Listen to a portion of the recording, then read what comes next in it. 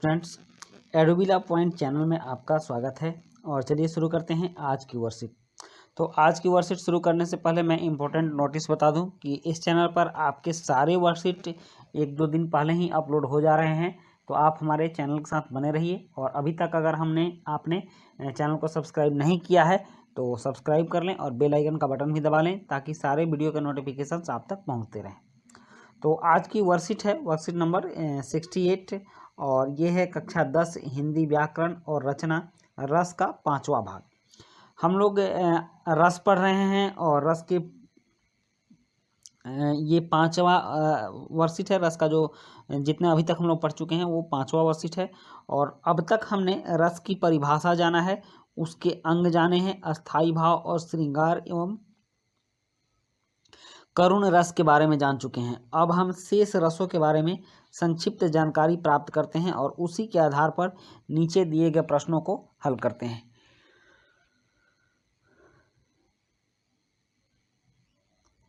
बच्चों, अभी तक हमने जाना कि कपिल मुनि ने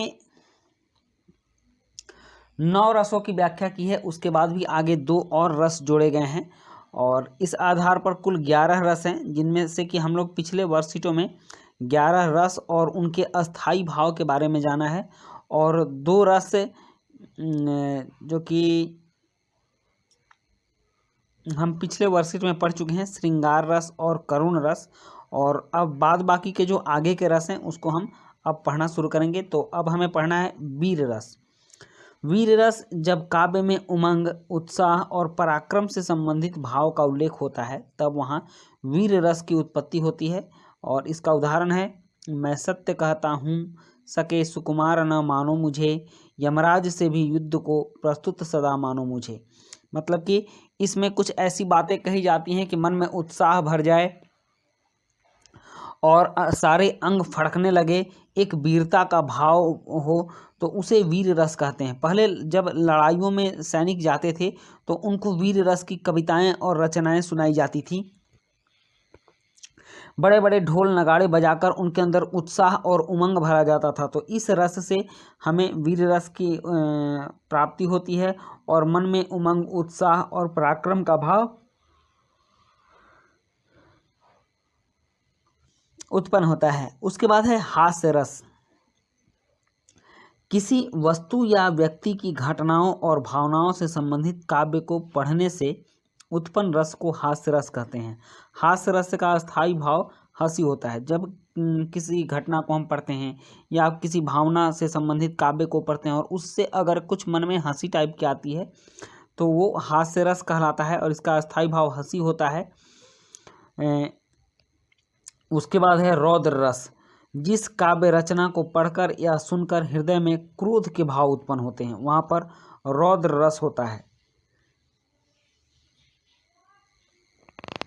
इस प्रकार की रचनाओं में प्रेरण संबंधी विवरण होता है। रौद्र रस का अस्थाई भाव क्रोध होता है। मतलब कि जिस रचना को पढ़ने से मन में क्रोध उत्पन्न हो जाए उसे रौद्र रस कहते हैं। और जब हम रौद्र रस पढ़ते हैं तो इसका जो भाव आता है ये क्रोध का भाव होता है, इसका अस्थाई भाव क्रोध होता है।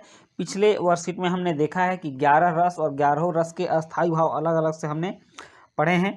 तो इसका उदाहरण भी है, जब कृष्ण के सुन वचन अर्जुन क्रोध से जलने लगे, सब शील अपना भूल कर करतल युगल मलने लगे। मतलब कृष्ण के वचन सुनकर अर्जुन क्रोध से तमतमा उठे और सारा आचरण भूल गए और करतल युगल, करतल कर मतलब हाथ को कहा जाता है, दोनों तलहथियों को मलने लगे, क्रोध से इतने क्रोधित हो गए थे। उसके बाद है शांत रस। शांत रस वह काव्य रचना जिसमें श्रोता के मन में निर्वेद का भाव उत्पन्न होता है। मतलब शून्य का भाव उत्पन्न होता है कि इस संसार में कुछ नहीं है, जो है सो परमात्मा है, वो ऊर्जा ही सब कुछ है जो हमारे आपके अंदर है। हमें उसके शरण में जाना चाहिए, संसार से अलग होना चाहिए। तो इस सब तरह के भाव जब उत्पन्न हो तो उसको हम लोग निर्वेद भाव कहते हैं। और शांत रस का अस्थाई भाव निर्वेद होता है और इसका उदाहरण है, मन रे तन कागज का पुतला। कह रहे हैं कि रे मन, यह जो तन है यह कागज का पुतला है, कभी भी जल के खत्म हो जाएगा।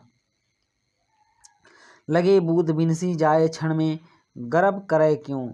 कह रहे हैं कि तुरंत ही क्षण में इसमें आग लगेगी और यह जल जाएगा। गर्व किस बात का करते हो, घमंड किस बात का करते हो, यह तन कुछ भी नहीं है, जो है वो मन ही है। उसके बाद है भयानक रस। भयानक रस का मतलब होता है जहाँ भयानक वस्तुओं को देखकर या भय उत्पन्न करने वाले दृश्यों या घटनाओं को देखकर मन में जो भाव उत्पन्न होते हैं वहाँ पर भयानक रस होता है। भयानक रस का स्थायी भाव भय होता है। इसका उदाहरण है, उधर गरजती सिंधु लहरिया, कुटिल काल के जालोसी, चली आ रही फेन उंगलियां, फन फैलाए ब्यालोसी। करें उधर गरजती सिंधु लहरिया मतलब सागर की लहरें गरज रही हैं, कुटिल काल के जालोसी, चली आ रही है फेन उंगलियां, और उसमें जो फेन होते हैं वह उससे बह के आ रहे हैं, फन फैलाए ब्यालोसी, और वो सांपों के जैसे फन फैलाए, फन जो होता है सांपों का उस तरह से वो अपना फन फैला करके आ रहे हैं। तो ये सब तरह की जो बातें होती हैं, जो काव्य होते हैं जिनसे भय उत्पन्न होता है, उसे हम लोग भयानक रस कहते हैं। तो बच्चों उसके बाद यहाँ पर कुछ प्रश्न दिए गए हैं, यहाँ 5 प्रश्न दिए गए हैं, जिसमें पहला प्रश्न है वीर रस कहाँ होता है, एक उदाहरण दीजिए। और कार्यपत्रक में दिए गए उदाहरण से अलग उदाहरण देना है आपको, ये जानकारी रखनी है। और प्रश्न 2 भी एक को ही दोहरा दिया गया है, तो इसके हिसाब से इसमें कुल 4 प्रश्न है। आप लोग कंफ्यूज मत होइएगा, हमारे वर्कशीट में 4 ही प्रश्न है। ये जो पहला और दूसरा प्रश्न है यह एक ही प्रश्न है, इसलिए हम एक ही आंसर लिखेंगे, 4 प्रश्नों के उत्तर देंगे। तीसरा प्रश्न है हास्य रस कहाँ होता है, एक उदाहरण दीजिए। कार्यपत्र में दिए गए उदाहरण से अलग उदाहरण देना है आपको। और चौथा है रौद्र रस कहाँ होता है, एक उदाहरण दीजिए, और ये भी कार्यपत्रक में दिए गए उदाहरण से अलग उदाहरण दीजिए। फिर है शांत रस कहाँ होता है, एक उदाहरण दीजिए, और ये भी कार्यपत्रक में दिए गए उदाहरण से एक अलग उदाहरण दीजिए। और एक गतिविधि है, गतिविधि यह है कि वात्सल्य और भक्ति रस के बारे में जानकारी एकत्रित करके उसके बारे में अपने अध्यापक से बातचीत कीजिए। तो आप लोग वात्सल्य और भक्ति रस के बारे में जानकारी एकत्रित कीजिएगा और फिर अपने अध्यापक से उस बारे में बातचीत कीजिएगा। फिर अंत में है कोविड के संदर्भ में उचित व्यवहार संबंधी संदेश। नियमित रूप से अपने हाथों को साबुन और पानी से धोएं। तो चलिए अब यहाँ हम इन प्रश्नों को करते हैं, और मैंने आपको पहले ही बता दिया है कि दूसरा नंबर प्रश्न और पहला नंबर प्रश्न एक ही है, इसलिए अब हमारे पास प्रश्नों की संख्या सिर्फ 4 है। 4 प्रश्नों के उत्तर हम लिखते हैं। प्रश्न 1, वीर रस कहाँ होता है, एक उदाहरण दीजिए। तो इसका उत्तर है जब काव्य में उमंग, उत्साह और पराक्रम से संबंधित भाव का उल्लेख होता है तब वहाँ वीर रस की उत्पत्ति होती है। जैसे बुंदेले हर बोलो के मुख, हमने सुनी कहानी थी, खूब लड़ी मर्दानी वो तो झांसी वाली रानी थी। उसके बाद है हास्य रस कहाँ होता है, एक उदाहरण दीजिए। तो इसका उत्तर है किसी वस्तु या व्यक्ति की घटनाओं और भावनाओं से संबंधित काव्य को पढ़ने से उत्पन्न रस को हास्य रस कहते हैं। जैसे जेहि दिसी बैठी नारद फूली, सो दिसी तेहि न बिलो की भूली। इसका मतलब ये हुआ कि नारद जी किसी स्वयंवर में गए थे, जहाँ स्वयंवर हो रहा था, और वह खूब सज धज कर बैठे हुए थे, लेकिन जिस दिशा में नारद जी बैठे हुए थे उस दिशा में उस लड़की ने, जिसका स्वयंवर होना था, एक बार भूल करके भी नहीं देखा, तो नारद जी की जगहंसाई हुई, नारद जी हंसी के पात्र बन गए। और प्रश्न 3 है रौद्र रस कहाँ होता है, एक उदाहरण दीजिए। तो इसका उत्तर है जिस काव्य रचना को पढ़कर या सुनकर हृदय में क्रोध के भाव उत्पन्न होते हैं वहाँ पर रौद्र रस होता है।